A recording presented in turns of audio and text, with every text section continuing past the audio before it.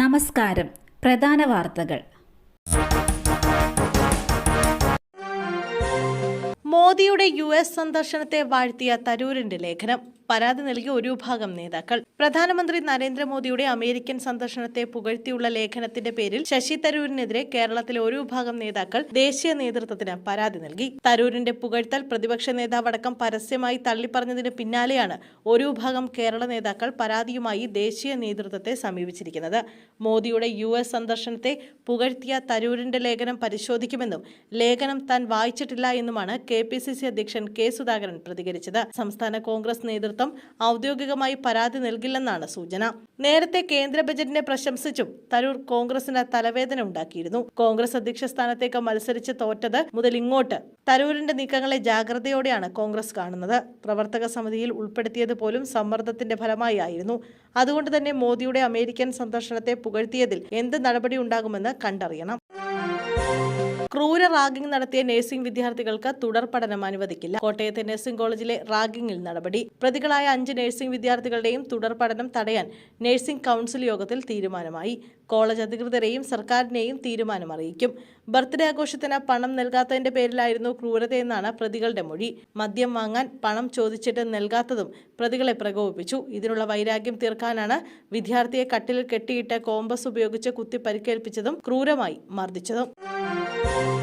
ഇടുക്കി ദേവികുളത്ത് വീണ്ടും കാട്ടാനാക്രമണം. ഓടിക്കൊണ്ടിരുന്ന കാർ കാട്ടാന കുത്തിമറിച്ചിട്ടു. മൂന്നാർ കാണാനെത്തിയ വിനോദസഞ്ചാരികൾ തലനാഴിഴയ്ക്ക് രക്ഷപ്പെട്ടു. സമീപത്ത് മേഞ്ഞിരുന്ന പശുവിനെ ആന ആക്രമിച്ചു കൊന്നു. ലണ്ടനിൽ നിന്നും മൂന്നാർ കാണാനെത്തിയവർ സഞ്ചരിച്ച വാഹനമാണ് അപകടത്തിൽപ്പെട്ടത്. ഇവർ അത്ഭുതകരമായാണ് രക്ഷപ്പെട്ടതെന്ന് അപകടത്തിൽപ്പെട്ട കാർ ഡ്രൈവർ പറഞ്ഞു.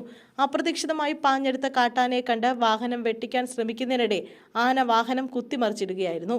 മറിച്ചിട്ട ശേഷം വാഹനത്തിൽ ചവിട്ടുകയും ചെയ്തു. ഫോറസ്റ്റ് ഉദ്യോഗസ്ഥർ സ്ഥലത്തെത്തിയാണ് കാറിനകത്തുണ്ടായിരുന്ന തങ്ങളെ പുറത്തെടുത്തതെന്നും ഡ്രൈവർ പറഞ്ഞു. വിനോദസഞ്ചാരികളുടെ പരിക്ക് ഗുരുതരമല്ലെന്നാണ് റിപ്പോർട്ടുകൾ. വിചാരിക്കാത്ത ഒരാക്രമണമായതിനാൽ സഞ്ചാരികൾ ഭയപ്പെട്ടു പോയെന്നും ഡ്രൈവർ പറഞ്ഞു. വിവരമറിഞ്ഞ് സ്ഥലത്തെത്തിയ RRT സംഘം ആനയെ കാടുകയറ്റി. ഓച്ചിറയിൽ യുവാക്കൾക്ക് ബാർ പരിസരത്ത് ക്രൂരമർദ്ദനം. 3 പേർ പിടിയിൽ. തടിക്കഷ്ണം കൊണ്ടും ഹെൽമറ്റ് ഉപയോഗിച്ചും യുവാക്കളെ 4 അംഗ സംഘം ആക്രമിക്കുകയായിരുന്നു. കരുനാഗപ്പള്ളി സ്വദേശികളായ വിനീഷ്, ശോഭി എന്നിവർക്കാണ് മർദ്ദനമേറ്റത്. അക്രമി സംഘത്തിലെ 3 പേരെ ഓച്ചിറ പോലീസ് പിടികൂടി. അനന്തു, സിദ്ധാർത്ഥ, റിനു എന്നിവരാണ് പിടിയിലായത്. ഇവർക്കൊപ്പമുണ്ടായിരുന്ന ഷിബു എന്ന പ്രതി ഒളിവിലാണ്.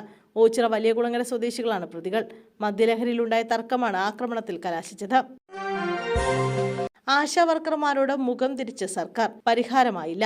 സമരം തുടരും. 3 മാസത്തെ വേതന കുടിശ്ശിക ലഭ്യമാക്കണം എന്നതടക്കമുള്ള ആവശ്യങ്ങൾ ഉന്നയിച്ച് സമരം ചെയ്യുന്ന ആശാ വർക്കർമാരുടെ ആവശ്യങ്ങളോട് മുഖം തിരിച്ച് സംസ്ഥാന സർക്കാർ. 5 ദിവസമായി സെക്രട്ടേറിയറ്റ് പടിക്കൽ നടക്കുന്ന രാപ്പകൽ സമരം അവസാനിപ്പിക്കാൻ ആരോഗ്യമന്ത്രി വിളിച്ച ചർച്ചയിലും തീരുമാനമായില്ല. ഓണറേറിയം കുടിശ്ശിക എപ്പോൾ നൽകുമെന്നതിലും വേതനം വർദ്ധിപ്പിക്കുന്ന അടക്കമുള്ള ആവശ്യത്തിലും ഒറ്റയ്ക്ക് തീരുമാനമെടുക്കാനാകില്ലെന്ന് ആരോഗ്യമന്ത്രി അറിയിച്ചതായി Kerala ASHA health workers association നേതാക്കൾ പറഞ്ഞു. സർക്കാർ വഞ്ചിച്ചെന്നും ശക്തമായ സമരം തുടരുമെന്നും നേതാക്കൾ പറഞ്ഞു.